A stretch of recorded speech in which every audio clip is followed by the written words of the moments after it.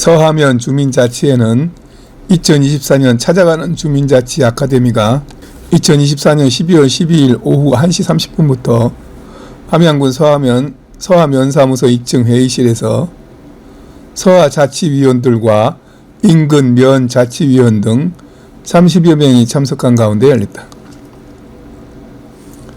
이날 김영미 서하면장은 인사말에서 올해도 얼마 남지 않은 시점에 교육받으신다고 모여주셔서 감사하다며 이번 교육을 통해 주민자치위원회 역할이 얼마나 중요한 역할을 할 것인지 기대가 되고 활동 여하에 따라 서하면이 달라질 수 있고 면민들의 삶의 질이 향상될 수 있도록 노력해달라고 말했다. 이어서 주민자치 기본 및 심화교육 시간에 행정안전부 주민자치 분야 컨설턴트이며 교육공동체 아울다와 마을 가꾸기 사람들 대표인 고익준 강사가 주민자치에 대한 다양한 교육을 4시간 동안 진행하였다. 고 강사는 교육에서 주민자치의 이해, 주민자치의 의미, 주민자치위원회 행동요령, 주민자치의 중요성, 주민자치란 무엇인가 등등의 내용으로 교육을 실시하였다. 계속해서 히말라야 산을 예로 들어 8,848m인 히말라야 산을 처음 등정한 것이 1953년이고 1977년 우리나라의 고상돈 대원이 58번째로 히말라야를 등정했는데 125년 동안 단 58명이 정상에 등정할 정도로 오르기 힘든 산이고 돈도 1억 이상 드는 힘든 산인데 2004년에는 한 해 동안 340명이 등정했다면서 이렇게 등정 인원이 훅 올라간 것은 여러 가지 이유가 있겠지만 그 중 하나가 등반인 1명당 셀파 2명이 도와주니 등정이 훨씬 쉬워졌다면서 주민자치위원들도 혼자 활동하는 것보다 여럿이 협동으로 활동한다면 히말라야를 등정하듯이 일사천리로 진행될 수 있을 것이다 하고 강조하였다.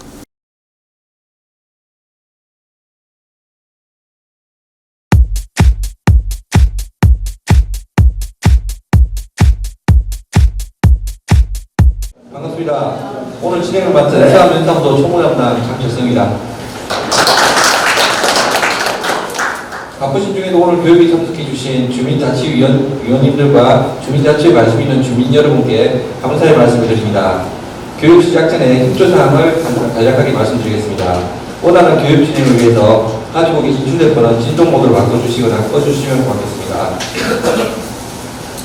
그리고 참석 후의 서명은 1부 시작 전에 그리고 2부 시작 전에 총 2번 하시면 됩니다. 교육에 앞서서 연장님의 인사 말씀 있겠습니다.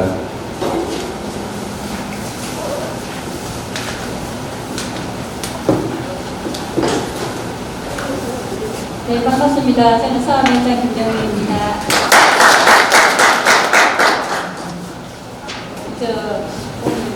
저희들 제2기 주민자치회 구성을 위한 맞춤 교육에 바쁘신 중에도 참석해 주셔서 감사하다는 말씀드리고, 여기 보니까 우리 이제 서면민들도 계시고 또 교육 못 받으신 다른 대분들도 계시는데 오늘 교육 되시길 바라겠습니다.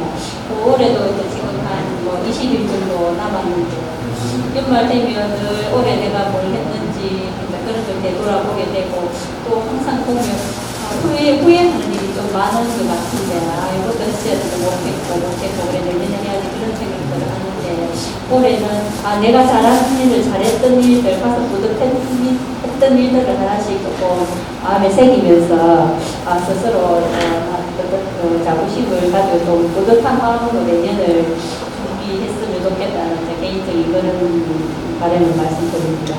그래서 이제 교육 잘 받으시고 서하면민들 있고 다른 분들도 계시지만 교육 사람 인민들께는 제가 말씀을 드리겠습니다. 오늘 교육받으셔가지고 우리 주민자치회원으로 다 등록을 하셔서 내가 사회면을 위해서 뭘 할 수 있을까 그렇게 막 젊은 사람들만 해야 된다 나이 들어서 못해 나 바빠서 못해 이렇게 하지 마시고 그렇게 하다 보면 결국은 공무원만 남게 되고 사실은 주민들이 우리 지역을 건전하고 어떻게 하면 해가면 좋을 것인지를 생각해야 되는데 공무원들끼리만 자기들끼리 머리에서 우리 이렇게 하고 가는 수가 있으니까 저는 주민들 이 지역의 주인은 주민들이니까 주민들이 우리 서하면 이렇게 바꿔나가자 그런 데 있어서 이 주민자치회가 한 역할을 한 축을 담당해 주면 좋겠다. 그러면 저희들도 공무원들도 옆에서 열심히 같이 힘을 모아가지고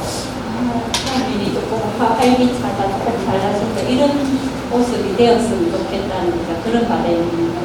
그래서 우리 면을 위해서 우리 면 발전을 위해서 한마디씩 목소리를 낼 수 있는 그런 주민자치 제2주민자치회가 구성되기를 바라고 그래서 그렇게 하기 위해서는 오늘 교육이 필수입니다. 우리 이제 오윤주 강사님께서 부산에서 오셨는데 예전에도 제가 이 교육을 한번 들었었는데 잘 귀에 쏙쏙 들어오게 잘 해주시더라고요.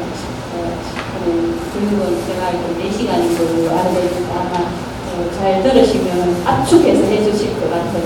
오늘 교육 끝까지 잘 들으시고 또 들으시면서 오늘 회원 신청서, 회원 모집이 내일까지 나왔는데 오늘 교육 들으셨으니까 이 자리에서 교육 신청서 써주시고 그랬습니다. 그리고 이제 책상에 빵이 하나 있는데 오늘 요 앞집에 복귀 개업을 지금 공식적으로 개업을 안 했는데 가오픈 했더니 빵집이 하나 새로 생겼어요. 그래서 맛보시라고 저희 면에서 오늘 특별히 준비를 했습니다. 보시고 교육 잘 받으시고 또 남은 기간 동안 올해도 마무리 잘 하시고 내년에도 건강한 모습으로 될 수 있기를 바라겠습니다. 감사합니다.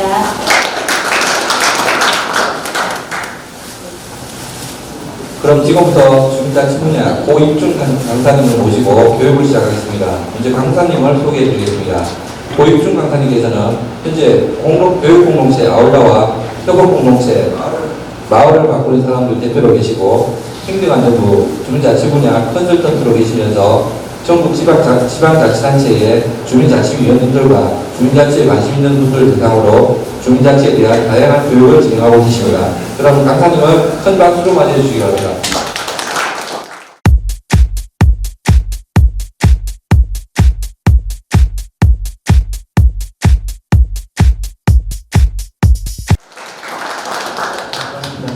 시작자는 원장님 저도 빵 안 줘요. 주나요? 아니 빵집이 새로 개업했다는데 궁금하잖아요. 그죠? 왜 이 말씀 드리냐면은 지난번에 제가 이제 주민자치만 하는 게 아니고 도시재생을 하거든요. 그 도시재생을 해갖고 거기가 함양인지 함안이었는지 기억이 안 나는데 그 마을에 갔는데 마을에 빵집이 하나도 없는 거예요. 그래서 물어봤어요. 빵집이 어떻게 없을 수 있냐 했더니 있었는데 장사가 안 돼서 문을 닫았다는 거예요. 여러분 빵집이 있다는 건요. 빵을 먹을 수 있는 사람이 있다는 얘기거든요. 빵을 먹을 수 있는 사람이 있다는 얘기는 마을이 조금 젊다는 얘기입니다. 근데 우리 지금 그렇다면 젊다 얘기예요. 그죠? 맞죠? 네. 대답을 안 하시는 건 오늘 일찍 안 끝내고 싶으신가 봐요? 예! 우리 마을이 조금 젊다는 얘기다. 그죠? 예! 네, 그래서 우리 이제 젊은 마을이니까 젊음답게 그렇게 했으면 좋겠습니다. 오늘이 함양의 마지막 수업입니다. 너무 좋아요. 그 이야기는 함양을 안 와서 그렇다 이런 얘기가 아니라 1년이 마무리되어 가는 것 같아서 참 기쁩니다. 어제 거창을 마무리했거든요. 어제 거창을 마무리하면서 참 거창에서도 괜찮았다 좋았다 생각했는데 오늘 여기 와보니까 여기가 더 괜찮은 것 같습니다. 일단 분위기가 좋고 그리고 꽉 차 있어서 좋아요. 그런데 주민자치가 하는 봉사는 어떤 거냐면요. 네, 바로 이런 걸 하겠습니다. 주민자치원이 하는 봉사는 우리 마을의 비전을 세우는 일합니다. 무슨 일 한다고요? 우리 마을의 비전을 세웁니다. 우리 마을의 비전은 이렇게 세우는데요. Think globally, act locally라고 하고요. 얘는 밑에 해석이 있습니다. 아래에. 생각은 세계적으로, 행동은 지역적으로 라고 하는 거예요. 한번 읽어보겠습니다. 생각은 세계적으로, 행동은 지역적으로. 이게 무슨 얘기냐면요, 우리가 주민자치함에 있어서 그냥 하는 게 아니라 공부하면서 하겠다는 얘기입니다. 뭐 하면서 한다고요? 공부하면서요. 그래서 세계적으로 좋은 거는 배워와서 우리 지역에 맞게 행동한다 이 얘기입니다. 그래서 좋은 거 가져와갖고요, 그거를 우리 마을에 맞게 펼칠 건데, 여기서 나오는 단어 두 가지가 있습니다. 하나가 컨닝이라는 말이에요. 컨닝. 여러분, 컨닝이라는 말 들어본 적 있으시죠? 예, 있으시죠? 예. 컨닝은 어떻게 하는 거예요? 여러분, 컨닝 어떻게 하는 겁니까? 몰래 보고 뺏겨도 컨닝, 알게 보고 뺏겨도 컨닝이에요. 컨닝인데 벤치마킹이라는 단어가 있어요. 벤치마킹. 벤치마킹은 무슨 말이냐? 컨닝한 단어를, 컨닝한 거를 우리 마을에 맞게 바꿔서 사용한다는 얘기입니다. 그래서 다른 지역에 주민자치 잘하고 있는 걸 컨닝해서 우리 지역에 맞게 바꿀 겁니다. 그거를 벤치마킹이라고 합니다. 자, 다른 지역에 잘하는 걸 가져오는 걸 뭐라고 한다고요? 컨닝. 다른 지역에 잘하는 걸 뭐라고, 가져오는 걸 뭐라고 한다고요? 컨닝. 가져와서 바꾸는 걸 뭐라고 한다고요? 벤치마킹. 그래서 주민자치위원회는 컨닝도 잘해야 되고 벤치마킹도 잘해야 된다입니다. 우리는 이거를 세 글자로 글로컬이라고 합니다. 한번 읽어볼까요? 글로컬. 글로컬은 뉴스에 많이 나오는데요. 어디에 나오느냐? 대학과 대학이 합한다고 할 때 나옵니다. 인구가 줄어들면서 대학이 위기를 맞이했습니다. 그래서 더 좋은 대학으로 발돋움하기 위해서 그때 글로컬이라는 걸 하는데요. 우리도 주민자치에서 글로컬이라는 것을 해보려고 합니다. 그래서 주민자치위원은 뭐 하는 사람이냐라고 물으면 이렇게 읽을 거예요. 위원님들은 네모 안에 읽어주시면 되겠습니다. 주민자치위원은 생각은 세계적으로, 행동은 지역적으로 하는 사람이다. 그 사람이 바로 주민자치위원이고, 그렇게 되기 위해서 조례상에, 주민자치 조례상에 우리는 기본적으로 6시간 의무교육을 받게 되어 있습니다. 몇 시간 받게 되어 있다고요? 6시간. 그런데 함양은 4시간을 받습니다. 몇 시간 받는다고요? 4시간. 그럼 몇 시간을 우리가 더 적게 받는 거예요? 2시간. 그렇죠. 그러니까 다른 데는 6시간을 받는데 우리는 4시간만 받기 때문에 2시간은 이득이라고 하기 표현이 이상하지만 어쨌든 이득을 본 겁니다. 그런데 거기서 또 절반을 잘라서 수업을 받겠다 얘기잖아요. 그럼 그런 심보를 무슨 심보라고 하나요? 예, 그래서 여러분 생각 잘 하셔야 돼요. 전국에서 함양이 정말 주민들이 잘한다고 알고 있는데 세상에 교육 안 받겠다고 주민들이 떼었대 이런 말 나오면 안 되겠죠. 안 되겠지요. 예, 그래서 여러분들이 대답을 잘해주시면 감사가 잘해서 일찍 맞췄다면 괜찮잖아요. 맞죠? 네, 그렇게 하도록 하겠습니다. 그래서 우리는 생각은 세계적으로, 행동은 지역적으로 합니다. 주민자치위원이 되시면요, 주민자치회에 들어오게 되어 있는데, 주민자치회는 구성이 이렇게 되어 있습니다. 우선 회장님이 계시고요, 부회장님이 계시고요, 간사나 사무국장이 있고요, 분과장이 있고요, 감사가 있습니다. 회장님은 주민자치회를 대표하면서요, 대내적인 업무들을 전부 총괄하는 가 회장님이시고, 부회장님은 회장님의 부재시해입니다. 부재시해 회장님 역할을 대행합니다. 여기서 질문 하나 드려볼까요? 회장님이 계신데 부회장님이 대신할 수 있나요? 없습니다. 회장님이 일할 수 있는데 부회장님이 대신할 수 있나요? 없습니다. 회장님 부재시라면 회장님이 일할 수 없이 아예 없어졌을 때 부회장님이 한다 이 얘기입니다. 정리됐죠? 그리고 나서 간사님이나 사무국장님이 계신데요. 간사님이나 사무국장님은 사무의 실무를 총괄합니다. 사무의 실무를 총괄하고 분과가 있어서 분과장님이 계신데 분과장님은 분과를 책임지고 분과회의를 진행합니다. 그리고 감사님은 주민자치회가 제대로 운영되었는지 투명하게 경영되고 있는지 사업 타당성을 확인하는 것을 감사님이 하십니다. 정리되셨을까요? 네. 자, 우리 대표하는 사람은 누구라고요? 회장님. 회장님이 안 계실 때 누가 하신다고요? 네, 회장님이 안 계신다는 얘기 공석이다 얘기입니다. 회장님이 안 계실 때 그때는 부회장님이 하신다 되겠습니다. 그리고 주민자치위원이 되시면 꼭 아셔야 될 게 있습니다. 한 달에 주민자치위원은 2번 이상 모인다고 되어 있습니다. 몇 번 이상요? 2번 이상. 첫 번째는 정기회의, 두 번째는 분과회의라고 합니다. 첫 번째는 무슨 회의요? 정기회의. 두 번째는요? 분과회의. 그래서 주민자치위원이 되면 월 2회 이상 모여야 된다는 거 기억하고 계시고, 여건이 안 되더라도 우리는 2번 이상은 모여야 된다는 거 기억하시면 되겠습니다. 그리고 임원들은 아까 나왔던 회장, 부회장, 그리고 간사, 감사 이런 사람입니다. 이런 사람이 되시게 되면은 월에 3, 4회 이상 모이게 되어 있습니다. 3, 4회 이상. 첫 번째가 정기회의, 두 번째가 분과회의, 세 번째가 임원회의, 네 번째가 행정하고 하는 회의, 그리고 다섯 번째가 수시로 발생하는 수시회의, 이렇게 해서 3, 4번 이상이 있습니다. 누가 그렇게 한다고요? 임원들, 회장, 부회장, 간사, 분과장, 감사 이런 사람들입니다. 이런 사람이 되시면은 만약에 우리 지역의 형편상 모일 수가 없다고 하더라도 그렇게 모이는 날이 있다라는 걸 기억하고 계시면 되겠어요. 그리고 우리는 주민자치회 일원이 되시면요, 분과에 들어가서 분과의 위원이 되게 되어 있습니다. 분과는 월에 한 번 이상을 무조건 모이게 되어 있습니다. 그게 분과회의예요. 그러면 왜 한 번이 아니고 한 번 이상이냐? 마을에 행사가 있다거나 분과별 큰일이 있다거나 이럴 때는 수시로 모여야 되기 때문에 한 번 이상 모임이 있습니다. 그러면은 외우셨는지 확인하기 위해서 한번 여쭤보겠습니다. 우리는 한 달에 2번 꼭 모여야 되는 날이 있습니다. 첫 번째가 뭐라고요? 정기회의. 두 번째는요?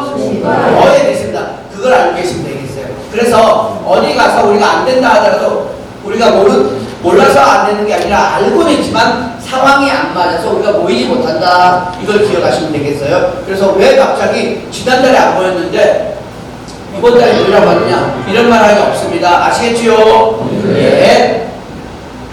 그럼 주민자치위원은 누구냐? 예, 주민자치위원은 누구냐? 그러니까 주민자치위원이 누군지인데, 우리가 보면 이제 선거라는 걸 합니다. 선거라고 하는 거하고 투표를 하게 되는데, 투표를 하고 나온 사람한테 꼭 물어보는 게 있죠.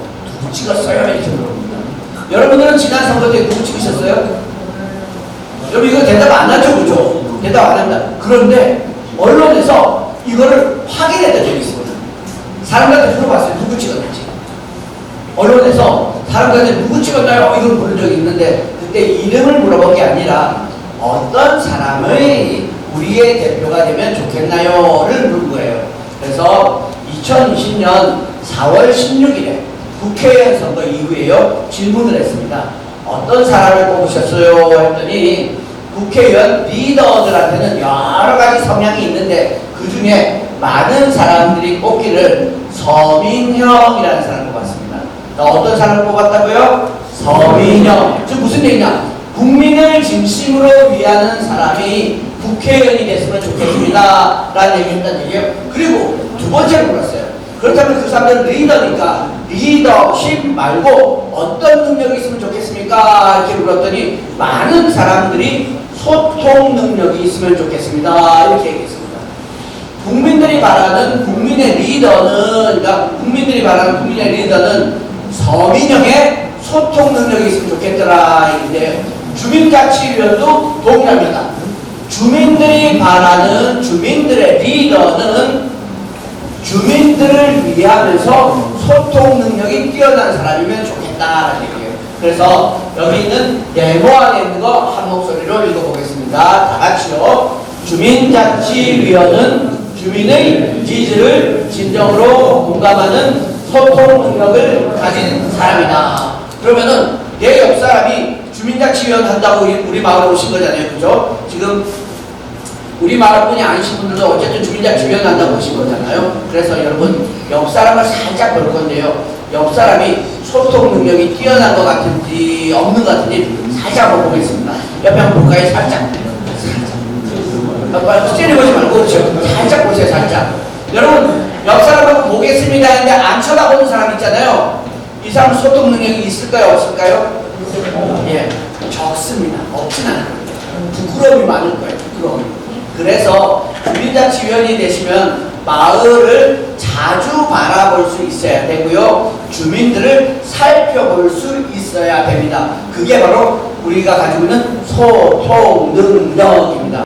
소통 능력은 그렇게 하는 거예요. 말을 많이 한다 이런 것도 중요한데 그거보다 더 중요한 거는 주민들에게 관심을 보이는 겁니다. 뭘 보이는 거라고요? 관심이요. 관심. 그래서 관심을 보이려면 마음이 가야지 관심입니다. 관심에 관심.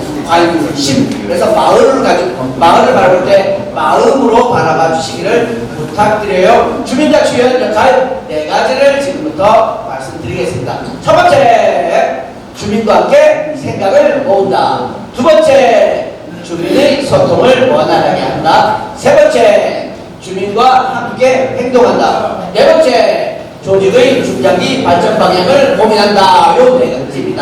한번 읽어볼게요. 첫 번째, 주민과 함께 생각을 모은다. 두 번째, 세 번째, 네 번째, 조직의 중장기 발전 방향을 고민한다. 첫 번째는요, 주민과 함께 생각을 모은다는 이런 거예요. 예를 든답니다. 그냥 예를 든 거예요. 마을 분들이 이렇게 얘기하는 거예요. 아, 우리 동네에 뭐 이런 게 좀 있으면 좋겠는데 하니 지나가는데 막 하는 거예요. 아, 그래? 주민자치회 할 수 있는 일인데. 그럼 세개 들었다가 와서 주민자치회에 얘기를 하시는 거예요. 목욕탕이 있어요. 참, 목욕탕 있죠? 목욕탕 없어요? 목욕탕. 있어요? 아니, 엊그제 거제도를 갔거든요. 거제도에서 거제도가 이제 야간교육인데 한 마을에 목욕탕이 없는 거예요. 그래서 목욕을 하기 위해서 차를 타고 1시간 나가야 돼요. 그래서 그분들 그 얘기가 갑자기 생각나서요. 혹시 당구장은 있나요? 없나요, 당구장? 네. 그 마을에서 나왔어요. 우리 마을에 당구장 같은 게 하나 있으면 좋겠대.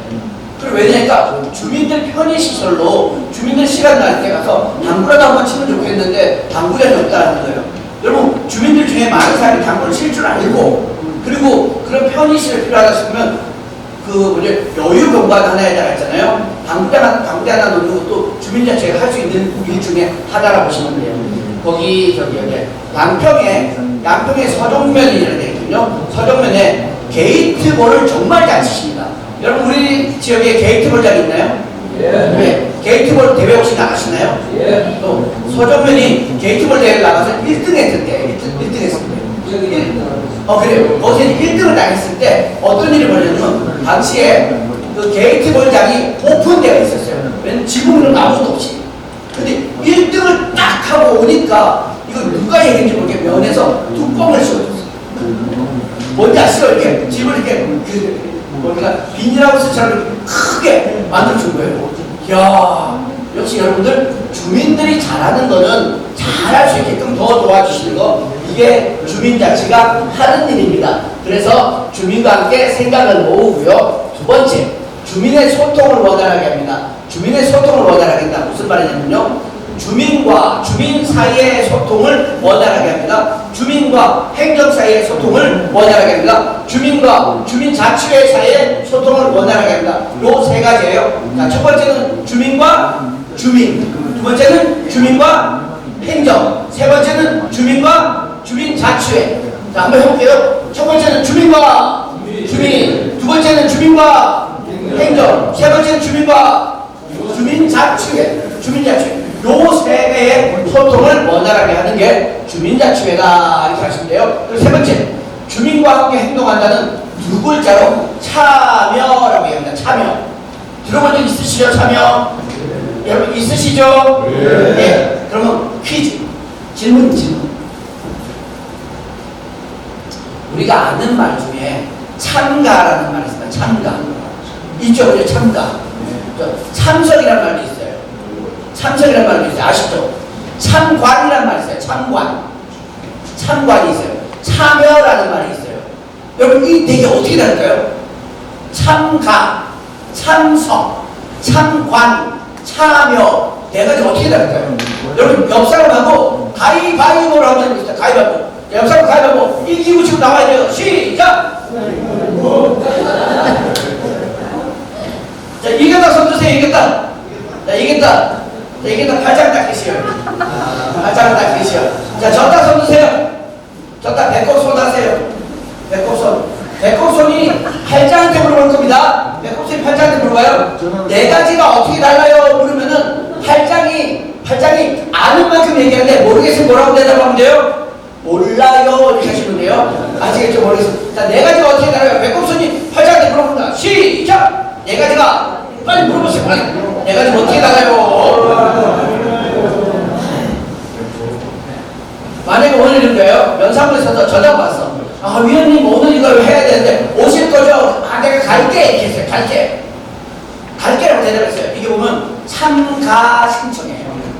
참가 신청이에요. 그리고 안 와도 참가 신청을 한 거예요. 그런데 와고 딱 앉았어. 참석한 거예요. 와고 하는 걸 지켜보고 있어. 참관 옆사람 가위바위보 하세요. 가위바위보 했어. 참여예요. 그럼 여기서 퀴즈. 진짜 퀴즈. 이거 맞히시면 우리 진짜 아까 절반에 끝내달라는 거 딱 절반까지 딱 하고 3시 반에 끝내겠습니다. 하면 자, 이거는 주민자치회를 하실 수가 없어요. 왜냐면 6시간 교육에 4시간 의무 교육을 우리가 너무 잘해서 일찍 끝내드렸는데 1시간만 받겠다는 거는 주민자치위원은 몇 시간 의무 교육이요? 6시간 의무 교육에 20%도 안 되기 때문에 주민자치위원회 도전할 수 있는 지원 자격이 안 됩니다. 그래서 1시간에 끝내면 제가 이상한 놈이 돼요. 자, 여러분 다시 지금 대답합니다. 여러분, 그럼 우리 주민들 앞에 우리 아까 자, 주민들은 도대체 뭘 제일 잘할까요? 주민들 참가를 잘할까요? 참석을 잘할까요? 참관. 세 번째 참관. 참여 네 번째. 다 잘하는 거 아니고. 자, 어느 걸 잘하실까요, 주민들은? 이거 맞히시면 진짜 맞히면 딱 2시간만 하고 끝내요. 참관. 자,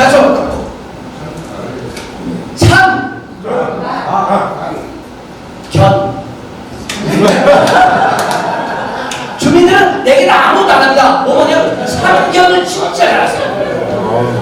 뭔지 아시죠? 그러면은 주민들이 참여하는 거 우리가 들어줘야 될까요? 안 들어야 될까요?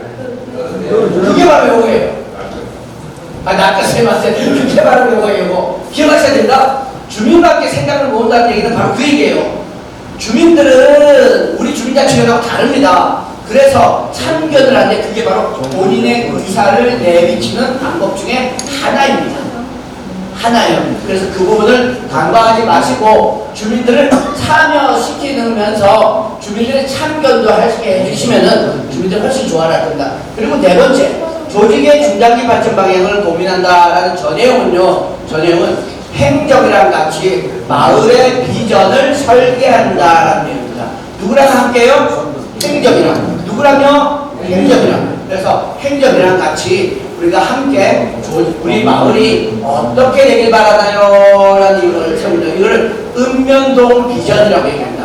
읍면동 비전을 완성해 나가는 게 주민자치위원회 하는 거고, 우리 요거를 주민자치 리더십이라고 얘기합니다. 주민자치 리더십을 할 때는 육하원칙에 의해서 하셔야 돼요. 육하원칙. 누가 언제 어디서 무엇을 어떻게 왜 라고 따져서 주민들에게 훨씬 더 이롭게 주민들이 행복할 수 있게끔 그걸 답변해 주시는데, 이걸 우리는 글로컬 리더십이라고 합니다. 한번 읽어볼까요? 글로컬 리더십. 글로컬은 생각은 세계적으로, 행동은 지역적으로, 이런 뜻입니다. 아까 배우셨죠? 그래서 우리가 공부를 하고 마을에 좋은 것들을 자꾸 해주시면 되겠습니다. 함양군에 65세 이상 인구를 한번 알아봤습니다. 함양군에 65세 이상 인구를요. 여러분, 함양군의 인구수가 몇 명이나 될까요?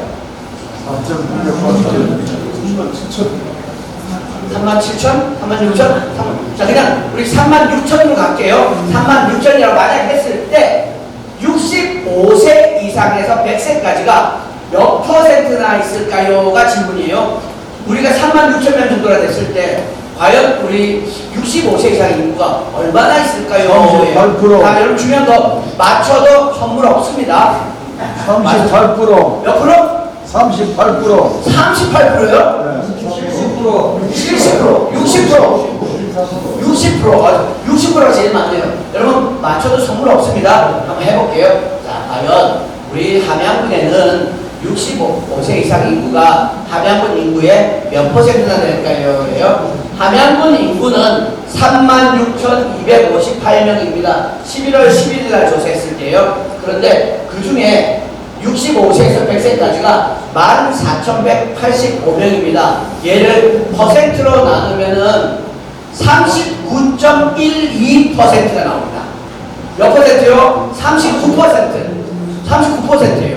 여러분 지금 우리가 알고 싶은 이게 아니에요. 이게 아니야. 뭐야? 우리 동네예요. 우리 동네.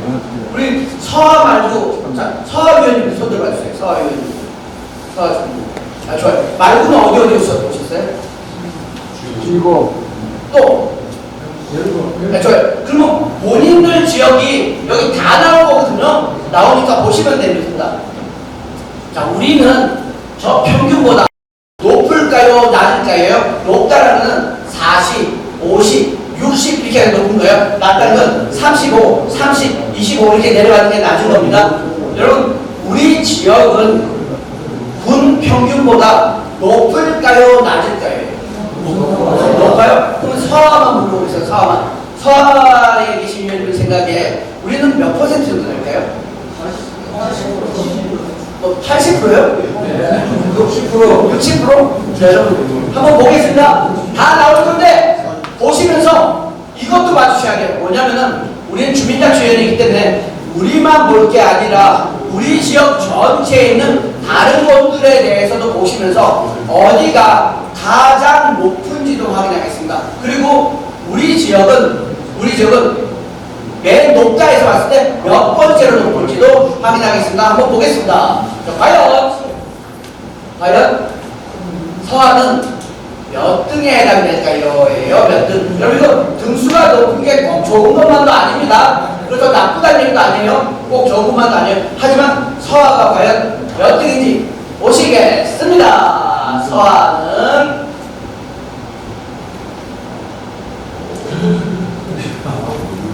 여러분 서하 몇 퍼센트인가요? 52%입니다. 아까 지목 있다고 했었죠? 지목 50. 아까 또 어디 하나 더 있겠죠? 병목? 네, 병목 46입니다. 여러분 그러면 서하는 몇 등입니까? 몇 등? 1등이 어디에요? 1등이? 유림이네요. 유림이 53%입니다. 그거 다음으로 서하예요. 서하랑 휴천이 거의 차이가 없어요. 이게 어떻게 되면 내년에요. 휴천면하고 서하면이 등수가 바뀔 수도 있습니다. 그럼 어떻게 바뀌느냐? 64세가 누가 더 많냐에 따라서요. 64세가 누가 더 많냐에 따라서 내년이면 지금 한 달도 안 남았죠? 바로 딱 올라가는 동시에 통계가 싹 바뀌어버립니다. 통계가 바뀌어요. 왜 그렇게 바뀌느냐? 아래에서 출생하는 인구가 적기 때문입니다. 아래에서 출생해서 늘어나는 인구가 적어요. 지금 무슨 얘기야? 우리 마을 전체 인구는 늘어나지 않는데 64세가 65세를 넘어가고 63세가 65세를 넘어가는 이 속도가 빠르다 그 얘기인 겁니다. 그래서 서하가 지금은 2등인데 달리 말하면 내년에 유림을 제치고 1등이 돼버릴 수도 있습니다. 돼버릴 수 있다. 여러분 이거 정리되셨죠? 그럼 오늘 우리가 이걸 왜 알아봤느냐는 얘기예요. 65세를 왜 알아봤느냐? 그걸 한번 알려드리겠습니다. 유소년층이 줄어들고 노인층이 늘어나는 이거를 가지고서 인구 역전현상이라고 얘기합니다. 유소년층이 줄어들고 노인인구가 늘어나면서 요 가운데 바뀌는 지점이 발생되는데 그 지점을 인구 역전현상이라고 얘기해요.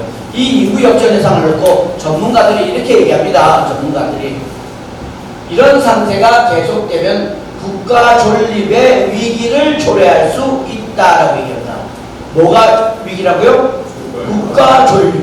즉 무슨 말이냐? 전 세계의 전문가들이 만약에 인구 감소로 인해서 국가가 사라진다면 전 세계 최초로 사라질 국가로 우리나라 대한민국을 꼽았습니다. 우리나라 출생률이 정말 낮아요. 일본도 엄청 낮다고 하는데 정말 낮아요. 정말. 그래서 이런 부분을 얘기할 때 나오는 기준 나이가 65세입니다. 65세 이상 인구가 7%가 넘을 때는요, 고령화 사회. 65세 이상 인구가 14%가 넘을 때를 고령 사회. 65세 이상 인구가 20% 이상일 때를 초고령 사회라고 얘기합니다. 그러면 함양군은 지금 어디에 속할까요? 초고령 사회에 속합니다.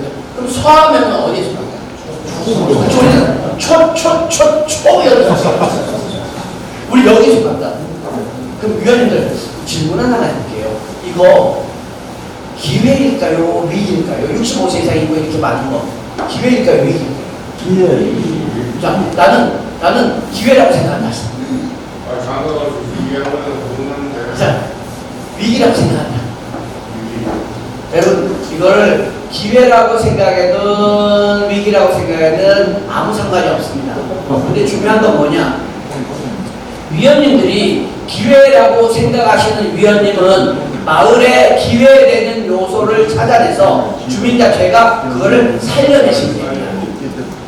위기라고 생각하시는 위원님은 그걸 찾아내서 마을에서 그 위기를 극복하게 해주시면 돼요. 다시 정리합니다. 기회라고 생각하는 위원님은 그 기회를 살려내서 마을에서 주민자체가 해주시면 되고요. 위기라고 생각하시는 위원님은 그걸 극복할 수 있게끔 도와주시면 돼요. 그래서 우리가 이 시점을 위기다, 기회다, 뭘로 보셔도 아무 상관이 없습니다만 그래도 그거를 관심을 갖고서 어떻게 대처할지는 고민하셔야 될 필요가 반드시 있겠다겠습니다. 이걸 보세요. 피터 드러커라는 사람은 미래에 정말로 이상한 세상이 오는데 그 세상은 당연히 찾아올 것이고 나이 든 사람은 늘어나고 젊은 사람은 줄어들 것입니다 라고 얘기를 합니다. 그 사례 중에 하나가 바로 지금 말한 초고령 사회다 할 수 있겠습니다. 초고령 사회다라고 할 수 있겠습니다. 현재 시간이 19분이네요. 19분이라서 지금부터 한 2시 반까지 10분 쉬고 다음 시간 시작하겠습니다. 10분 쉬겠습니다.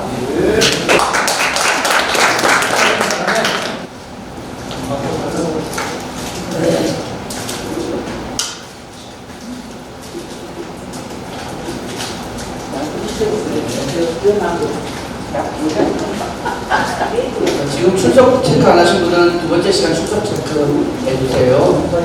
출석 체크 안 하신 위원님들은 두 번째 시간 출석 체크 해주시기 바랍니다.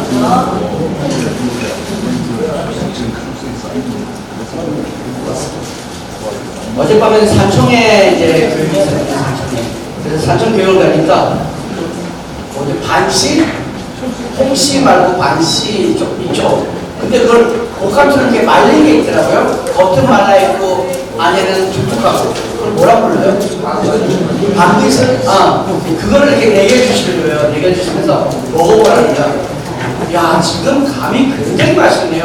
그 집 것만 맛있을지 모르겠는데 정말 맛있었어요. 그래서 제가 그 집에다 이것도 저 어떻게 만들었냐면 자기 비법이 있었는데 그걸 만들어갖고 서울로 일제 납품한다고요. 일제 납품하니까 아주 정말로 맛있는 제품들을 만들어내고 계신다라는 생각이 듭니다. 두 번째 시간 시작하겠습니다. 여러분들이 첫 번째 시간도 잘 들어주시고 대답 잘 해주시면은 딱 이 시간 끝나고 오늘 교육을 종료할 수 있도록 해보겠습니다. 잘 들어주셔야 돼요. 잘 대답해주시고 그러시면은 이 시간 끝나고 딱 마무리할 수 있도록 그렇게 하겠습니다. 아까 여기까지 있습니다. 피터 드러커라는 사람이 조금 이따 이상한 세상이 올 건데 이상한 세상이 오는 그 세상의 이름이 초고령 사회일 수도 있다라는 얘기를 했어요. 나이 든 사람은 계속 늘어나고 젊은 사람들은 줄어들고 그래서 우리가 관심을 가져야 될 부분이 바로 이 부분인 것 같습니다. 뭐냐면은 이 초고령 사회를 어떻게 살 것인가요? 이 초고령 사회를 어떻게 살 것인가? 여기 보이는 산은 세상에서 가장 높다는 산입니다. 이름은 에로 시작해요. 무슨 산일까요? 에베레스트 산입니다. 이 에베레스트 산은요, 해발 8,848m입니다. 8,848m로 세상에서 가장 높다라고 얘기를 해요. 그 산이 1852년에 처음 발견되고 1977년에 대한민국의 고상돈이라는 사람이 58번째로 그 폭격기를 등장하게 됩니다. 처음 발견해서 여기까지가 125년이 걸렸어요. 125년이 걸렸는데 그 사이에 꼭대기까지 올라간 사람은 58명밖에 안 됩니다. 125년 동안에 58명 올라갔다는 얘기는 그 산에 오르기 쉽다는 얘기일까요? 어렵다는 얘기일까요? 무지 어렵다는 얘기일까요? 겁나 어렵다는 얘기일까요? 대빵 어렵다는 얘기일까요? 억지로 어렵다는 얘기입니다. 여러분 억지로가 제일 강한 거예요. 억지로 여러분 그 산에 산수로 나눠봤습니다. 125를 나누기 58을 했더니 2년에 한 명이 나올까 말까 하는 숫자예요. 2년에 한 명 꼭대기 정복한 사람입니다. 그런데 2004년에 놀라운 일이 벌어집니다. 어디에요? 여기에요. 1년 동안에 340명이 올라갑니다. 2년에 한 명 올라갈까 말까 한 이곳에 1년 동안에 340명, 하루에 한 명꼴 올라가는 걸 생각하는 거예요. 뭐 이상한 거잖아요. 그죠, 여러분? 저 산에 케이블카 못 놓습니다. 우리 동네 뒷산 아니에요. 저 산은 혹시라도 여러분들 중에 남극점 정보관사 누군지 아세요? 아무젠이라는 사람 여러분들 있으세요? 그 사람 책에 보면 어떤 얘기가 나오냐면요. 남극을 가기 위해서 정보학에서 가고 있는데 땅이 쫙 갈라져요. 이 얼음이 그냥 갈라져 버린다는 거예요. 여기 그런 곳입니다. 그래서 그걸 크레바스라고 하는데 이런 곳이에요. 여기가 얼마나 힘드냐? 어몽길 씨가 텔레비 나와서 얘기를 했어요. TV에서. 내가 가서 그 2시간의 걸 유튜브에 올라와 있습니다. 나중에 관심 있는 분은 유튜브를 찾아보세요. 여기 나오는데 거기 어몽길 씨가 이 산에 올라가기 힘든 이야기들을 막 해줘요. 정말 많은 게 그러다 얘기하는데 나오네요. 자, 들어보겠습니다. 히말라야 정복이 어려운 이유는 여러 가지가 있습니다. 첫 번째, 고산병. 두 번째, 극한의 추위. 세 번째, 변덕스러운 날씨. 네 번째, 험준한 지형. 다섯 번째, 체력적 한계. 여섯 번째, 정신적 스트레스. 일곱 번째, 기술적 난이도. 마지막으로, 막대한 자원과 준비. 이러한 요소들이 복합적으로 작용하며 히말라야 정복이 매우 어렵고 위험한 도전이 될 수밖에 없습니다. 그래서 히말라야 등반은 반드시 전문가와 함께 안전 장비를 갖추고 신중하게 준비해야 합니다. 여기 첫 번째 나온 게 고산병이었어요. 고산병. 여러분 고산병이 어떤 증상이 있나요? 올라가고 숨쉬고 올라가고 어지럽고 막 이런 거예요. 뭐 때문에 이런 일이 생기죠? 산소 부족입니다. 세상에서 제일 높기 때문에 산소가 없어도 제일 없는 여기입니다. 두 번째, 극한의 추위가 나오는데요. 극한의 추위. 여러분, 우리 집에 있는 냉장고 냉동실 온도가 몇 도일까요? 영하 19도, 20도 요 정도에 왔다 갔다 해놨어요. 그런데 여기 얼마큼 춥냐? 영하 40도요. 영하 40도 얼마나 추운지 모르실 것 같아서 어몽길 씨가 한 얘기를 정리해 드릴게요. 어몽길 씨가 산에서 떼굴떼굴 굴렀습니다. 그리고 딱 봤더니 자기 발의 앞꿈치가 뒤로 딱 돌아갔대요. 요게 뒤로 딱 돌아갔대요. 여러분 만약에 여러분들 옆 사람이 여러분 판을 탁 돌리면 여러분 반응이 어떨까요? 악 하겠죠. 그래서 어몽길 씨가 이렇게 했어요. 야, 내 발이 이상하니까 내 발 좀 바로 해줘. 친구가 왔고 동료가 발을 딱 꺾고 갔어요. 탁 돌린 거예요. 이게 휙 때려서 이렇게 딱 한 거예요. 그런데 어몽길 씨 아무 느낌이 없더래요. 어때서요? 꽁꽁 없어. 꽁꽁. 여러분 그게 영하 40도입니다. 이런 것이에요. 그리고 마지막에 보면 막대한 자원이 필요하다고 얘기 나오거든요. 근데 어몽길 씨가 무슨 얘기냐면 이 산을 한번 오르기 위해서 준비해야 되는데 돈이 필요하게 돈이. 그 돈이 1억이랍니다. 1억. 여러분 그래서 어몽길 씨 갔다 오면 후원업체가 막 많은 거예요. 이런 산에 2년에 한 명 갈 사람 말까는 산에 하루에 한 명꼴로 2004년도에 이상한 일이 벌어집니다. 도대체 무슨 일이냐는 얘기예요. 그래서 다른 지역에서 막 여쭤보니까 위성에서 길을 안내해주고 내들을 쫙 쌓아서 길 안내가 길이 쫙 보인대. 여러분 저 산이 그렇게 갈 수 있는 산이 아닙니다. 눈이 꽉 덮여있기 때문에 길이 아무 소용이 없어요. 그러면 줄이 쭉 매달려서 줄 잡고 올라가면 되는데 여러분 그렇게 해서 줄을 찾을 수 있었으면 거기 갔다가 못 돌아와도 우리나라 사장님들이 없겠죠. 굉장히 위험한 산입니다. 그 산에 무슨 일이 있었는지 전문가들이 궁금해서 한번 알아봤더니 이런 얘기가 나옵니다. 최종 베이스 캠프가 5,400으로 올라갑니다. 자, 무슨 얘기냐? 여기서 출발하다가, 0에서 출발하다가 힘들어서 포기하고, 괴로워서 포기하고, 추워서 포기하고, 산소결핍으로 포기하고, 머리 아파서 포기하고, 어려워서 포기하고, 눈 와서 포기하고, 미끄러져 포기하는 사람들이 여기서 출발합니다. 여기서부터. 그러고 나고 아까 말한 장비도 좋아지고 기능도 좋아지고 여러 배 좋아지니까 여기서 올라가기가 훨씬 쉬워졌는데, 양산에 가서 이 강의를 하다가 한 분을 만났어요. 쉬는 시간이 됐는데, 양산은 6시간 교육을 받았거든요. 양산은 이제 그 위원님이 저한테 쉬는 시간 오시는 거예요. 오시는 저한테 물어봐요. 대표님 혹시 저기 가봤어요?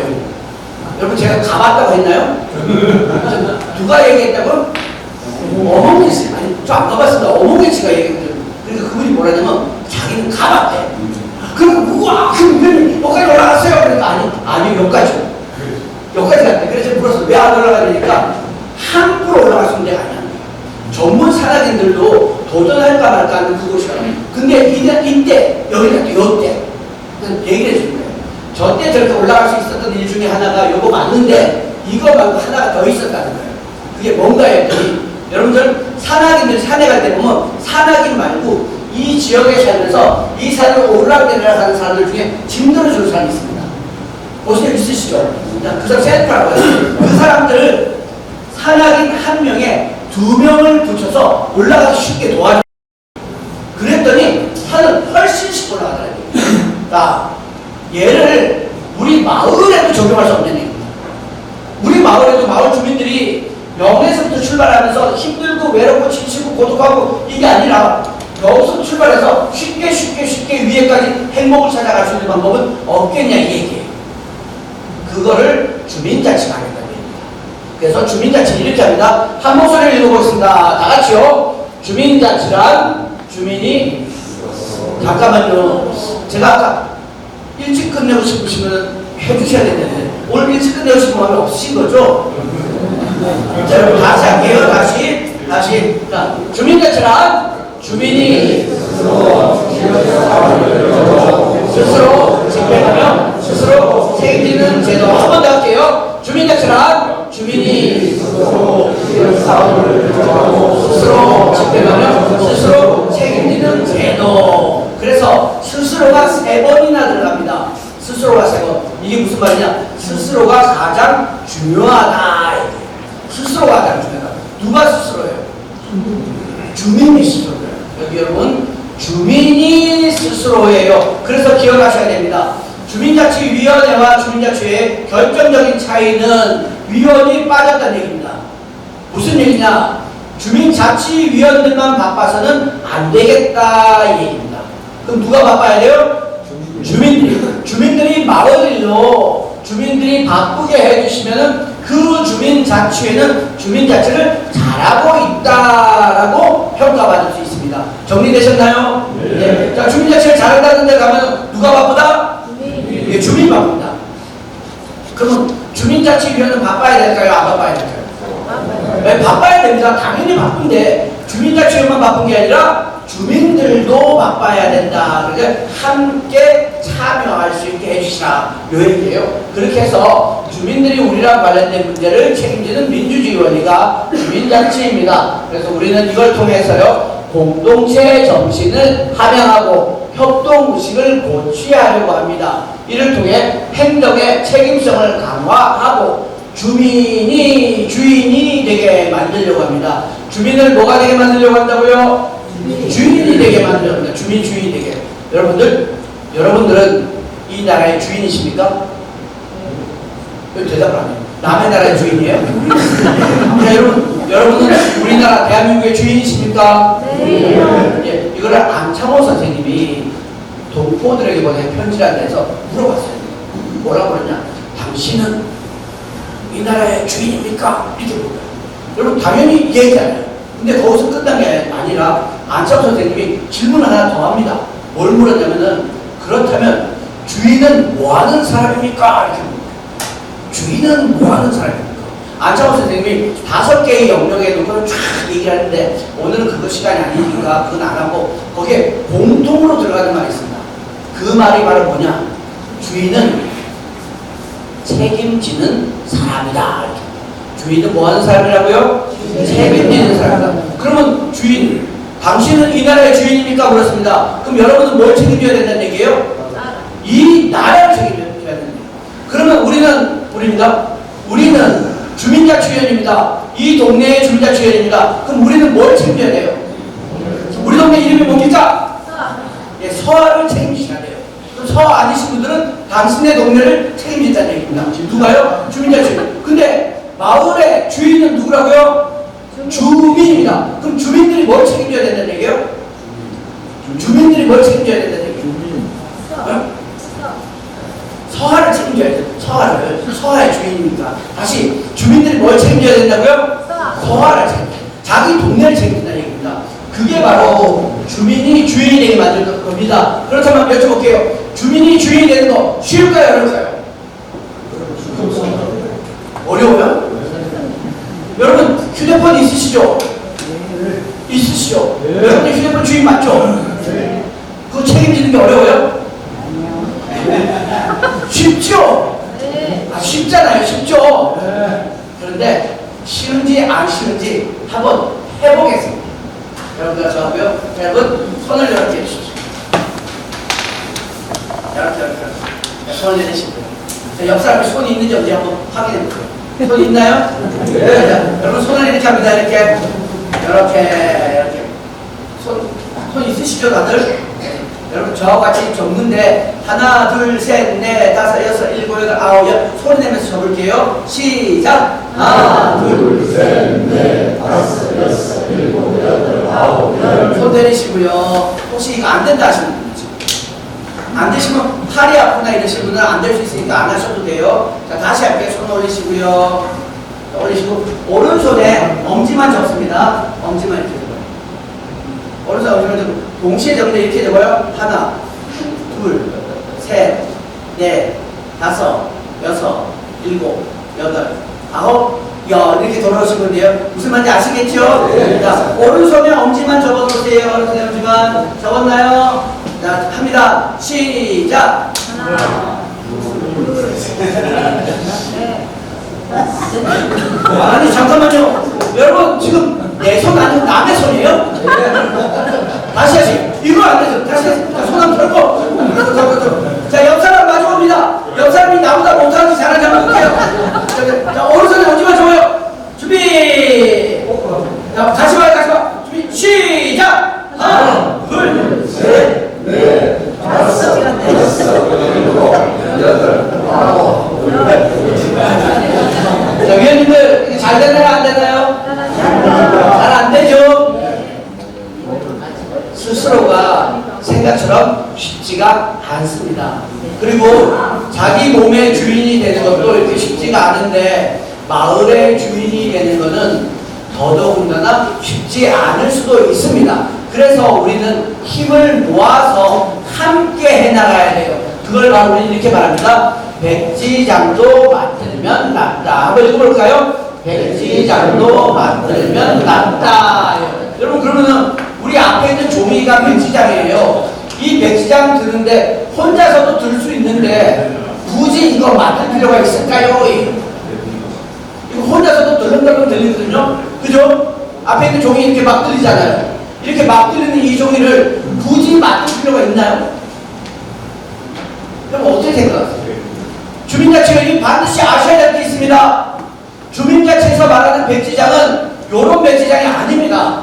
무슨 말이냐? 주민자치가 말하는 백지장은 사이즈가 이만한 게 아니라 서하의 백지장은 서하 몇만 해요. 한 장인데 서하 몇만 해요. 그러려면 누가 필요해요? 주민이 필요합니다. 주민이 관광소리에서 삥 들어서서 함께 들어줘야지만이 들린다 그 얘기예요.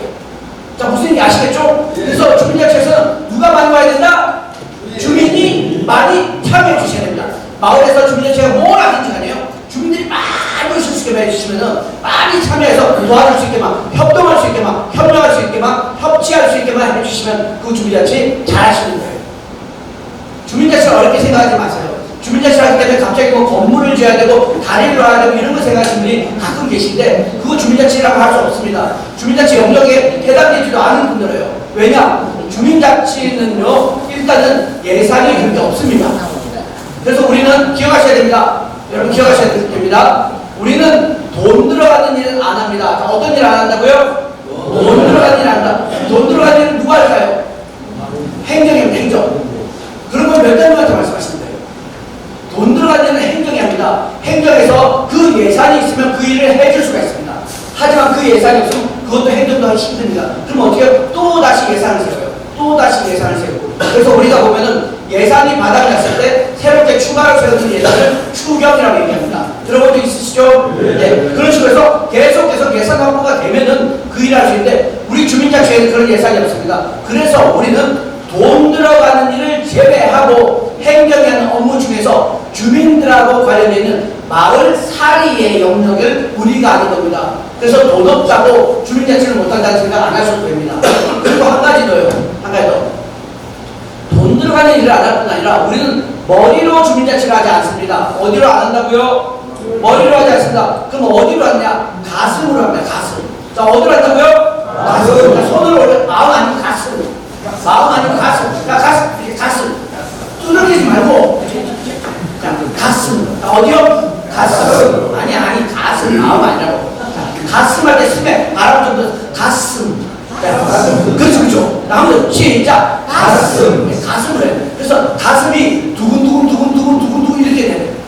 마을에 함에 있어서 가슴이 막 뜨거워지고 이걸 가지고 우리 마을을 조금 더 어떻게 잘 되려면 수 없을까? 이걸 고민하는 사람이 주민자치입니다.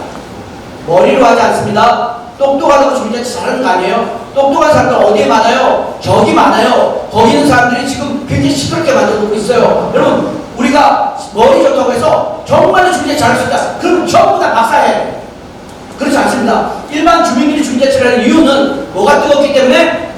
가슴. 자, 옆 사람 가슴 얼마나 뜨거운지 안 됩니다. 쳐다보면 안 됩니다. 쳐다보면 갑자기 이상한 짓을 하죠. 가슴이에요. 가슴. 여러분 마음은 생겼다 안 생겼다의 관점이라면 가슴은 뜨겁고 차갑고의 관점이에요. 이 두 가지 다르게 보시면 돼요. 그래서 뭐예요? 가슴이 정말 뜨거워요. 가슴. 이걸 우리는 다른 말로 뭐라고 하냐? 열정이라고 해요. 들어본 적 있으시죠? 열정이요. 열정 넘치게 마을을 막 대주시는 거예요. 그게 바로 우리가 하는 주민자치 봉사예요. 주민자치 봉사는 가슴을 하시면 돼요. 여기 이렇게 써 있습니다. 행정만 기대하고 있을 것이 아니라 주민이 직접 해요. 여러분 행정만 기대하고 있을 것이 아니라 주민이 직접 하는 것을 네 글자로 뭐라고 하나요? 주민자치라고 얘기합니다. 행정은 우리랑 이제 협치를 할 겁니다. 그걸 우리가 아는 말로 들어봤던 말로 바꾸면 거버넌스라고 얘기합니다.